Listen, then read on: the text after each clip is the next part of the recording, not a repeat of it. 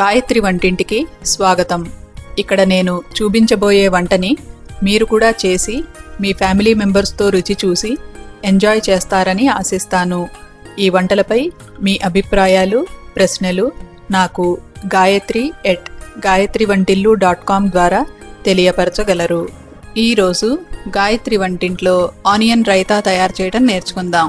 దీనికి కావలసిన పదార్థాలు: ఉల్లిపాయలు 2 మీడియం సైజువి, పచ్చిమిరపకాయ 1, తరిగిన కొత్తిమీర 1 టేబుల్ స్పూను, ఉప్పు రుచికి తగినంత, పెరుగు 300 గ్రాములు.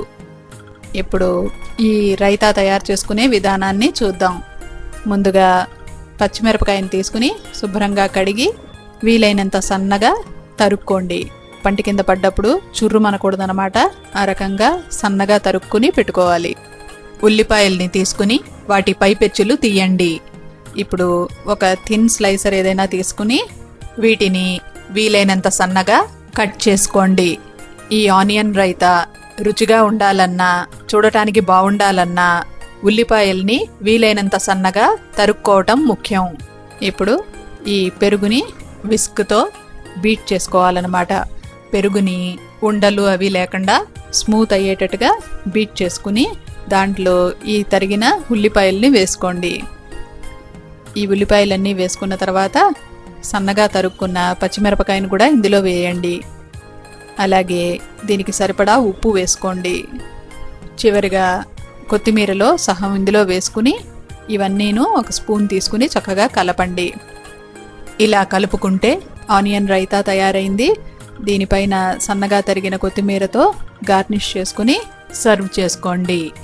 సర్వ్ చేసుకునేదాకా ఈ ఆనియన్ రైతాని ఫ్రిడ్జ్లో పెట్టుకుని చల్లబరుచుకోండి. అప్పుడు దీనిలోని పెరుగు పులవదు. చల్లటి ఆనియన్ రైతాని వేడివేడి బిర్యానీతో సర్వ్ చేసుకుంటే ఎంతో టేస్టీగా ఉంటుంది. ఈ ఆనియన్ రైతా రుచిగా రావాలంటే ఉల్లిపాయల్ని వీలైనంత సన్నగా తరగాలి. ఏదైనా థిన్ స్లైసర్ ఉంటే ఎన్ని ఉల్లిపాయలనైనా కావలసినంత సన్నగా తేలిగ్గా తరగచ్చు.